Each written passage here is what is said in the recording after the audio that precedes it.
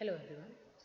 So in today's video of chapter Adsorption and Colloids, I will differentiate physical and chemical adsorption and factors affecting adsorption of gases on solids. In last video, I told you about physical and chemical adsorption. So quickly I'll differentiate. In physical adsorption, the force operating are weak van der Waals forces, and in chemical adsorption, the force operating in between adsorbate and adsorbent are chemical in nature. It may be covalent, it may be ionic. Physical adsorption is not specific in nature. All gas adsorb on all solids. Chemical adsorption is highly specific, occurs only when chemical bond is formed in between the adsorbate and adsorbent. In physical adsorption, the heat of adsorption is low, and in chemical adsorption, high heat of adsorption is involved.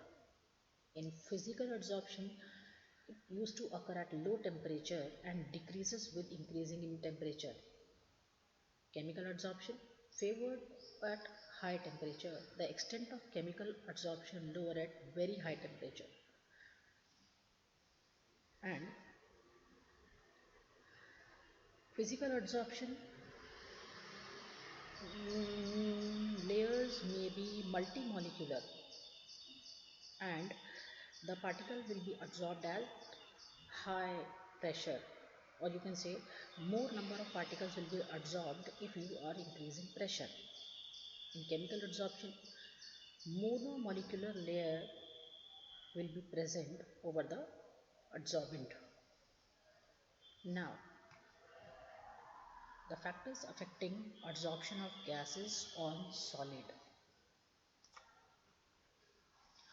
All the solids adsorb gases to some extent, and the extent of adsorption depends upon so many factors. Factor number one is nature of adsorbate, or the nature of gas which is absorbing over solid.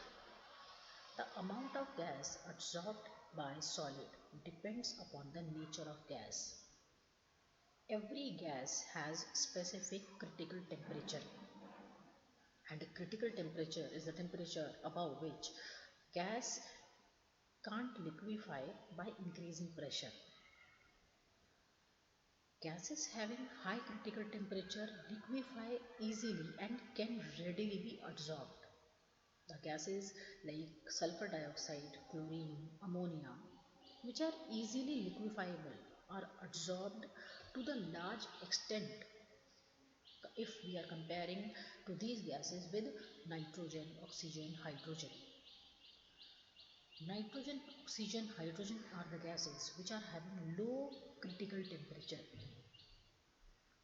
and they are the gases which give us a difficult task to get them liquefied. So, higher the critical temperature of the gas will be easily adsorbed. The second factor is nature of adsorbent. Substances which provide large surface area for a given mass are effective as adsorbents and adsorb appreciable volume of gas. For example, charcoal, silica gel are effective adsorbent due to their porous nature. Another factor is surface area of adsorbent. Adsorption, we all know it is surface phenomena, and the extent of adsorption increases with increase in surface area of adsorbent. If I take finely divided substance or rough substance, colloidal substance, they will act as good adsorbent because they used to provide me the large surface area of adsorbent. Next factor is temperature. Adsorption is an exothermic process, and we already learned Le Chatelier principle. So, according to Le Chatelier principle, it is favored at low temperature. The amount of gas adsorbed is inversely proportional to temperature. If I am increasing temperature, the adsorption will be decreasing. Last factor, pressure of gas. At any temperature, the extent of gas adsorbed increases with increasing pressure. The extent of adsorption is directly proportional to the pressure of the gas. At high pressure, extent of adsorption becomes independent of pressure. The surface of adsorbent is almost fully covered by adsorbed gaseous molecule.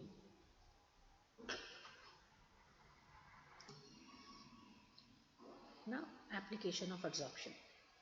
First application is production of high vacuum.